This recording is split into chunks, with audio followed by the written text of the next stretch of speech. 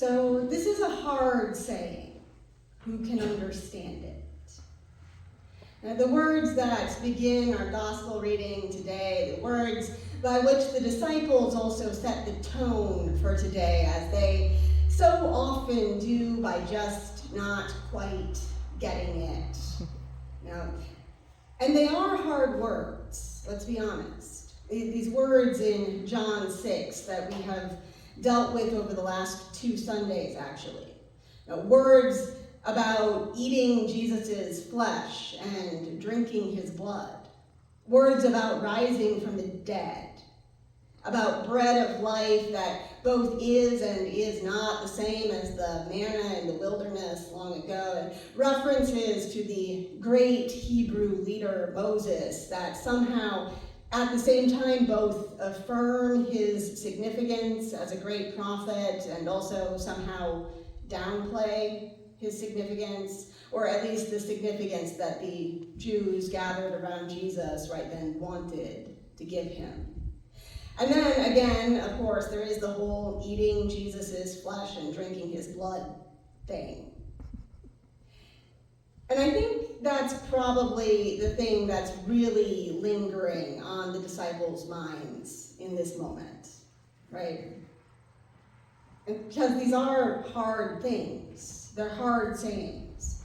They are indeed offensive things that cause offense, just like many people still today are offended by tales of cannibalism or those undead monsters that rise from the grave and subsist on human flesh and blood. And that's an ancient idea, by the way.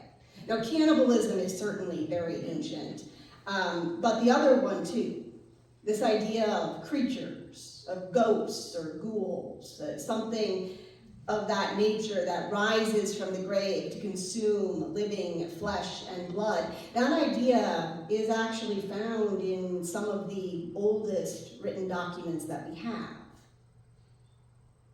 And there's evidence of a real fear of the dead, a fear that the dead would come back out of their graves to harm the living.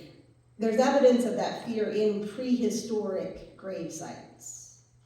The idea of feeding the dead, of sacrificing to the dead so that they would not return. That's something that just about every culture on earth has believed in at some point. So in John 6, when Jesus starts making these statements about raising his followers up on the last day, that is bringing people back from the dead, all while talking about magical bread from heaven, and then going into this last part about his body and his blood. I'm pretty sure that at least a few minds in the crowd that day went there. Vampires, zombies, death cults. Death cults and sacrificing to the dead being things that the Hebrews and the Jews were always very, very against, by the way. And Christianity is too, just to be clear. Yeah. But then Jesus does say these rather difficult things that, let's just be honest, do at least skirt up to the edge of cannibalism. So I think some of the people in his audience that day do kind of have to take a step back and wonder, wait, what have we gotten ourselves into? I mean, the whole wandering itinerant preacher, bucking authority, reinterpreting scripture every which way, and it doesn't really make sense to them, and then there are all these miracles they can't explain either, but that's all okay. We can accept all of that, but now how weird is this going to get? Exactly. This is a hard saying. Who can understand it? To which Jesus responds, does this offend you? Does this offend you? But Jesus doesn't just ask, does this offend you? Jesus goes on. Jesus puts a little perspective on the question. Does this offend you? Okay, well, what if I went back where I came from? What if I gave up this body that I just told you to eat, right? What if I shed the very thing that you're getting so hung up on here? Put these things into the ultimate perspective, did everything possible to illuminate how totally these little details, these vocabulary words like flesh and blood, are just not the point here. Now, I think what Jesus is saying is not that he could prove his point if he did ascend into heaven right there in front of their eyes. I think Jesus' point is that even if he did do that, even if he did get all glowy and ride a beam of light straight up into the clouds right there and then, maybe send a bolt of lightning or two back down just for good measure. I think his point is that even if he did that, it still would not prove the point. They still wouldn't get it. They would still be getting hung up on the details. They would still be saying, ew, cannibalism, and wait, I didn't know this was a vampire cult. And they would still be offended. And ultimately, of course, this all proves to be true. Jesus does eventually ride that beam of light back into heaven, or I don't know what it actually looked like. But we're told in the Gospels that after the resurrection, after enough people saw him alive, he did ascend back up where he came from. But it doesn't prove any points. In fact, the only people who are even there to see that ascension are the people who have already gotten the point. It is interesting how often this seems to happen in the Bible, and by interesting, I of course mean telling. How often the only people who are let in on the mysteries of faith are the people who have already gotten the point of faith itself. Faith is, by literal definition, an unprovable thing. You either get it or you don't. You either have it or you don't. And actually, if you think about it, that's true of most kinds of knowledge. We tend to think of faith as this unique branch of human knowledge that it's not even actually knowledge. It's this unprovable and insupportable thing that cannot be taught. But in reality, you can't really teach anyone anything they don't want to learn.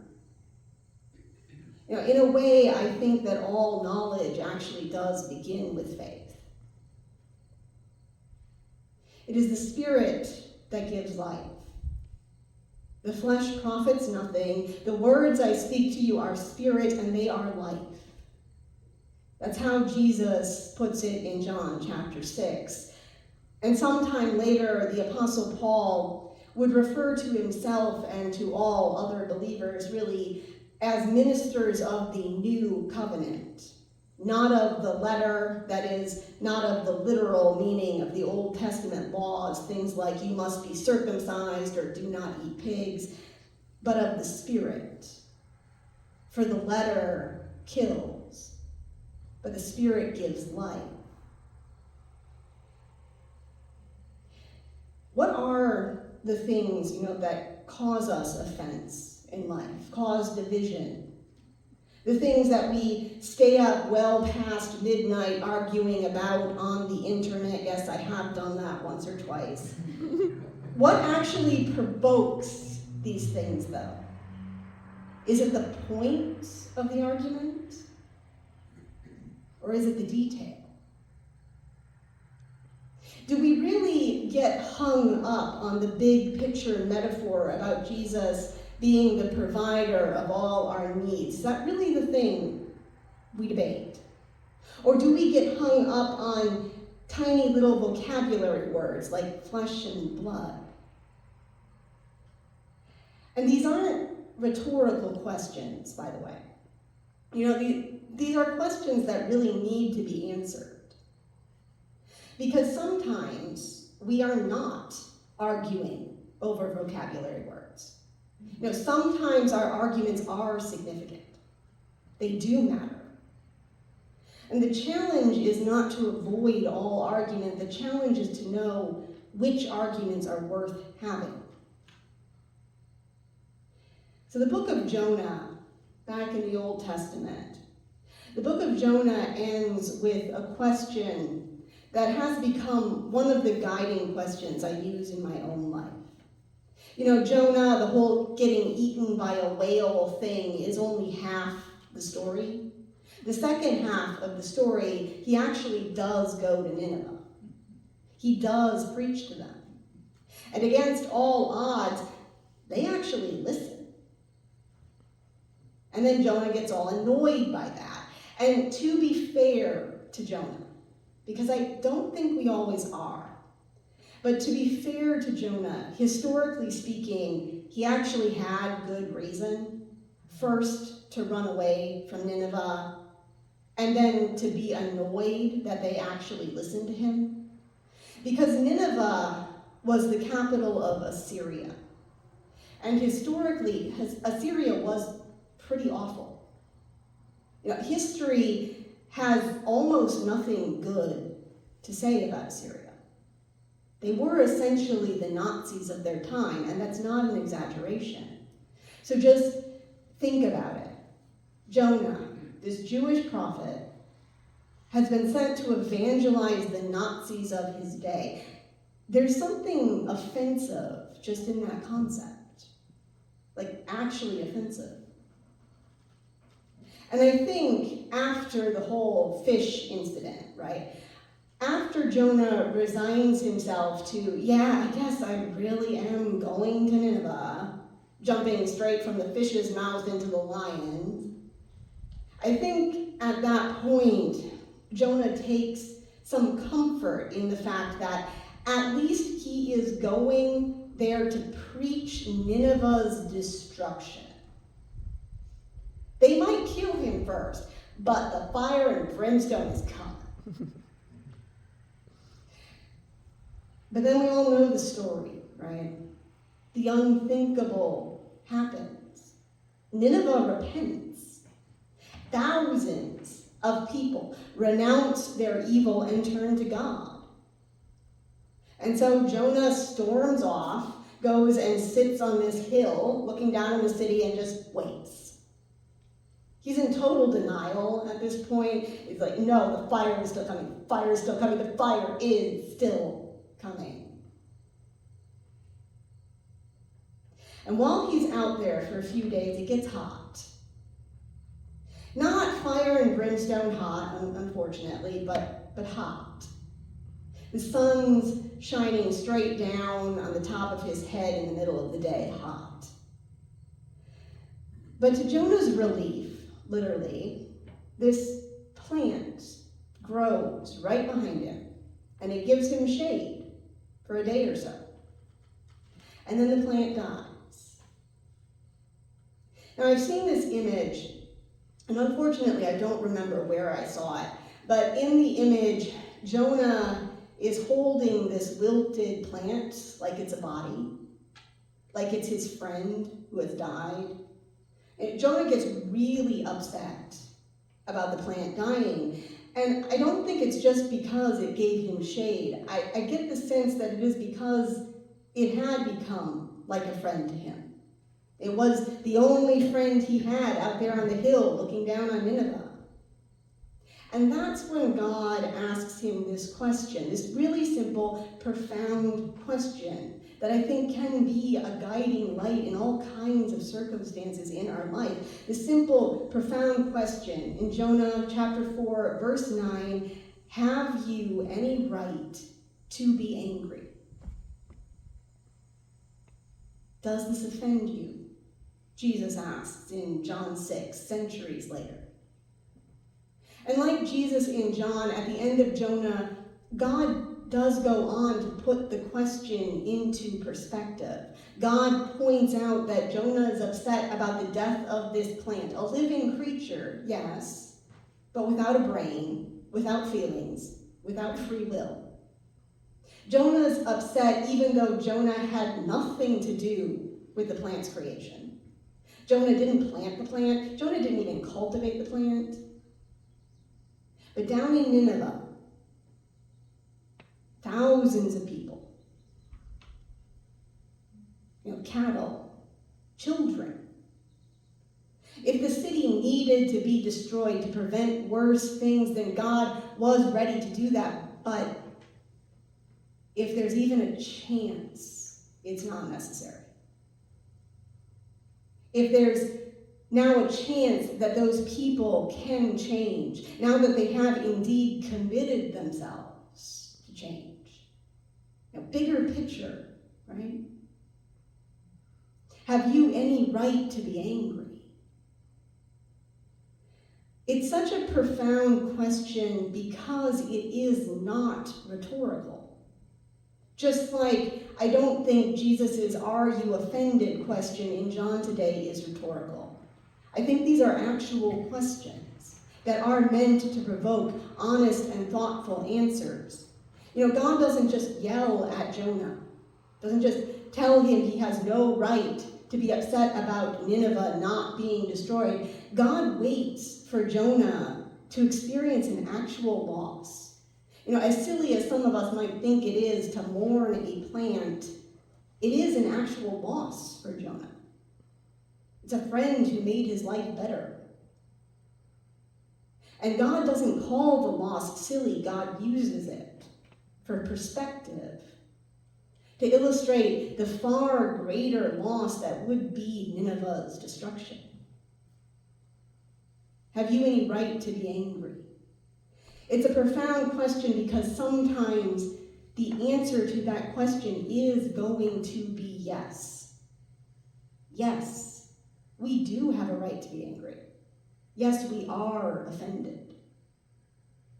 Righteousness is not being above these things. It's not being above being offended, never getting offended. Rather, I think righteousness is knowing when something is worth being offended at. That's the real challenge. Not to pretend we are immune to these things, but knowing when an issue is big enough to warrant the time and the energy that goes into being actually offended. And to know when some issue or stance is worth the risk of offending other people. Is this issue worth losing friends over? Unfortunately, in this life, the answer is sometimes going to be yes. But let's make absolutely sure that when we answer yes, it is because the answer really is yes. Are we arguing over real issues, questions of eternity and justice and salvation, or are we arguing over vocabulary words? And this has been an issue in the church for as long as I can remember. In fact, Paul says some things about not arguing over terminology back in the New Testament. These arguments that keep coming up over things that just do not matter. And there is actually a really handy list. It's right here. It's printed in all of your hymnals in front of you right now. It's called the Nicene Creed. It's been the authoritative statement of faith for the entire Christian church. Catholics, Protestants, Orthodox, all of us. Every denomination for 1,600 years. And it was written by not one, but something like 3 different committees. It took them decades to put the final form of this creed together. Decades of debates, more than one worldwide church conference. You think our church conferences are tricky? Try organizing that. And that's only after the first 300 years of church history in which Christians were already wrestling with these questions. Right? 3 centuries and then decades more to dig out the things that are actually fundamental to the Christian faith. The things that really do set our religion apart. Our actual hills to die on. And it turns out, it's 1 page. It's not that long of a list, which is one of the reasons that it has indeed stood the test of 16 centuries, and even more than one church schism. I don't know, what are we up to, 100 church schisms at this point? It's still the authoritative creed. This upcoming election season, and I always hesitate to bring up politics, but it's relevant, unfortunately. And as utterly absurd as this election season is just continuing to be, in all the insanity, there are real issues, right? There are big issues, serious problems that do in fact warrant offense, warrant concern, warrant our anger. And then there are all the stupid little things that many of us are taking offense over. Like the name calling. Both sides are calling each other weird now, which is just hysterical to me, to be honest. Weird, yeah. And then there's this game of which politician is more corrupt, right? And the fear-mongering, that's the one that's really getting to me, to be honest. And it's all pure distraction from these real issues, like impending war, yes, but even more immediate, the fact that eggs now cost $4 a carton. That's a real issue that actually affects everyone's lives. And meanwhile, we're distracted by these mostly manufactured fears, and we're in this state of righteous anger over which candidate's personality we detest more. All as if to keep us from noticing that we're maxing out credit cards just to pay for groceries. It's bread and circuses, right? Politics is the same in every age. Kings, dictators, democracies. It's a pure game of distraction. And our challenge, though, as citizens of a republic, with a responsibility to other citizens in this republic, is to push through the nonsense and find those real issues, the real hills to die on, the things that we really should be offended by. Now, the ending of the reading today is, I think, the most important part. Because a lot of people just walk away at that point. This is a turning point in the Gospel of John where a bunch of people just walk away, and only the really committed are left. A bunch of people just say, nope, this is getting too weird, and leave. And then Jesus turns to those who stay and asks, why? Why are you still here? And their answer is, because you have the words of life. And we may not understand everything that you're saying, but we know it's true. We know it's true. And that ability to just stand firm on what we know to be true, that's what we should all have. That's what we all need to have. To follow the words of life wherever they lead, no matter how weird it does get. And so now we are going to attempt to sing our next song. We did pretty good on the last one. It was the first note. Yeah, and I don't know if someone is willing to give the first note of that. It's My Hope is Built. It's number 368 in the hymn.